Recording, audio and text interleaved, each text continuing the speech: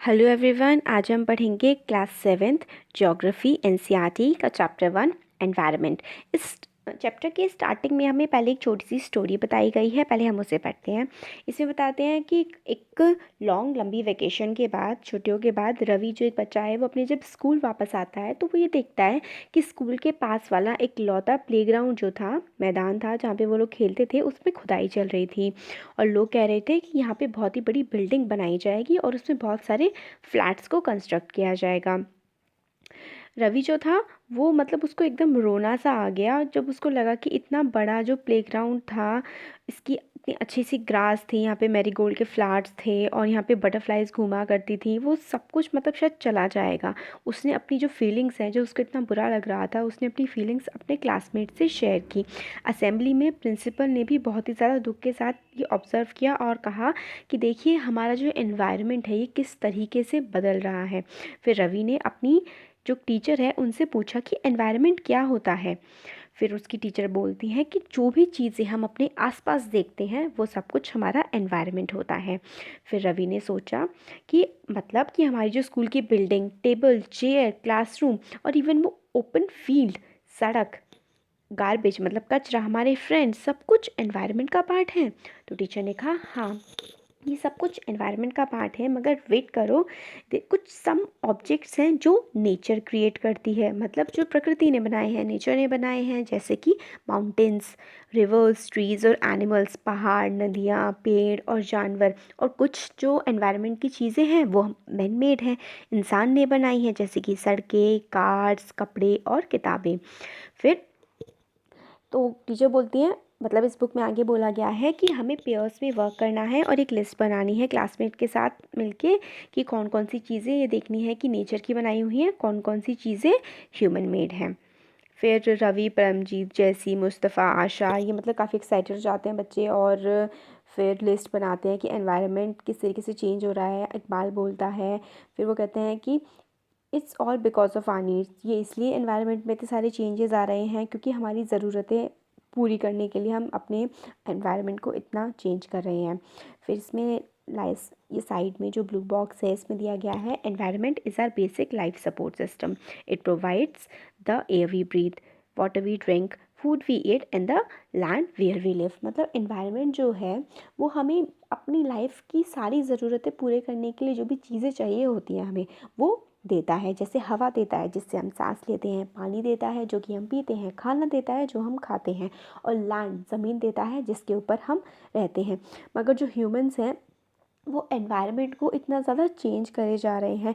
Car में से जो धुआं निकलता है उससे पोल्यूशन होता है, वाटर को जो हम पॉट में कलेक्ट करते हैं, फूड सर्व करते हैं वेसल्स में, फैक्ट्रीज से, इन हर चीज़ से ना इंसान किसी ना किसी वे में एनवायरनमेंट में पोल्यूशन फैला रहा है। ह्यूमन बींग्स ने कार्स, मिल्स, फैक्ट्रीज, ये सारी की सारी चीज़ें बनाई हैं, एनवायरनमेंट को बहुत ज़्यादा मॉडिफाई कर दिया है, बदल दिया है। फिर कंपोनेंट्स ऑफ एनवायरनमेंट हमें आगे बताते हैं। पिक्चर बहुत अच्छी है, एग्जाम्स में आप बना सकते हैं, एक्स्ट्रा बेनिफिट मिलता है।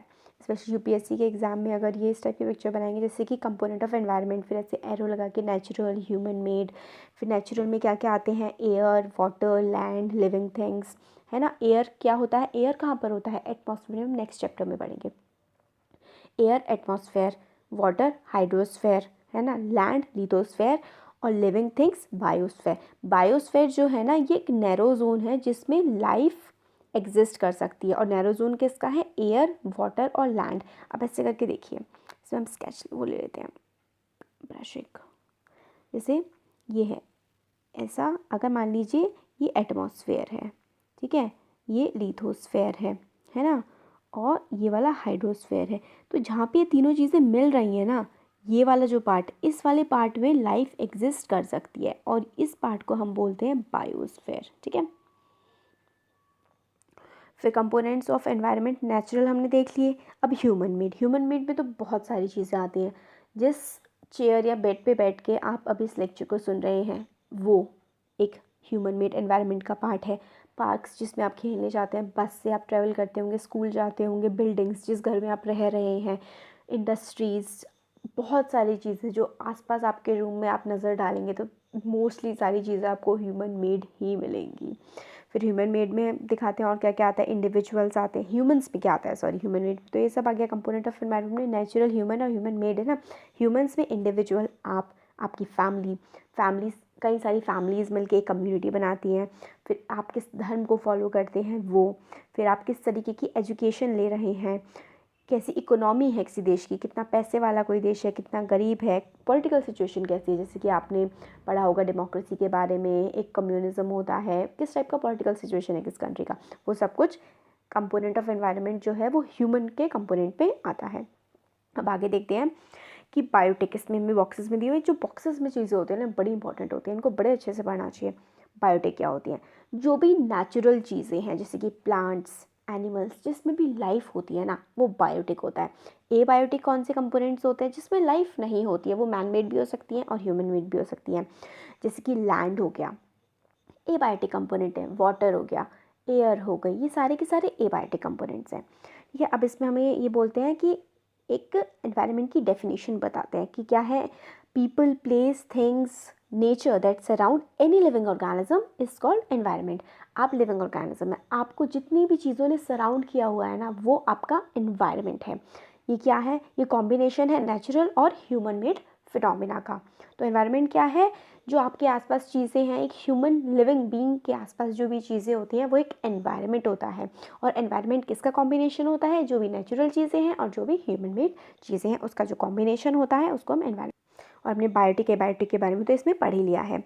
फिर ह्यूमन मतलब फिर आगे यही है इसमें। अब नेचुरल एनवायरनमेंट में क्या क्या आता है, जैसे हमने अभी पीछे देखा था कि लिथोस्फेयर, एटमॉस्फेयर, बायोस्फेयर, ये सारी चीज़ें, तो वो अब हम पढ़ते हैं। लिथोस्फेयर क्या होती है, जो जिस ज़मीन पे आप खड़े होते हैं ना, मिट्टी वाला जो पार्ट है, जो आपको मिट्टी दिखती है, प्लेग्राउंड में खेलते हैं, वो क्या है, वो एक लिथोस्फेयर है। जितनी भी बिल्डिंग्स, बसेस, जो भी कुछ चल रहा है ना वो सब कुछ लिथोस्फेयर पे ही चल रहा है। तो लिथोस्फेयर क्या है, सॉलिड क्रस्ट और the top most layer of the earth, earth की सबसे ऊपर की लेयर, या फिर हम उसको सॉलिड क्रस्ट कह सकते हैं, जो बनी हुई है पत्थरों से, मिनरल से और एक मिट्टी की थिन लेयर से उस पर कवरिंग हो रखी है। इरेगुलर सरफेस है क्योंकि माउंटेन्स भी होती हैं, प्लेट्यूज होती है। कि माउंटेन क्या होती है, माउंटेन तो नॉर्मली पहाड़ होते हैं, पठार क्या होते हैं, प्लेट्यूज क्या होते हैं, वो माउंटेन से जनरली छोटे होते हैं, उनका जो बेस होता है ना वो काफ़ी चपटा सा होता है, तो वो प्लेट्यूज होते हैं। प्लेन्स मतलब बिल्कुल समतल ज़मीन होती है, जैसे कि आप रोड पे चलते हैं, प्लेन रोड होती है, वो भी एक प्लेन का एग्जाम्पल है।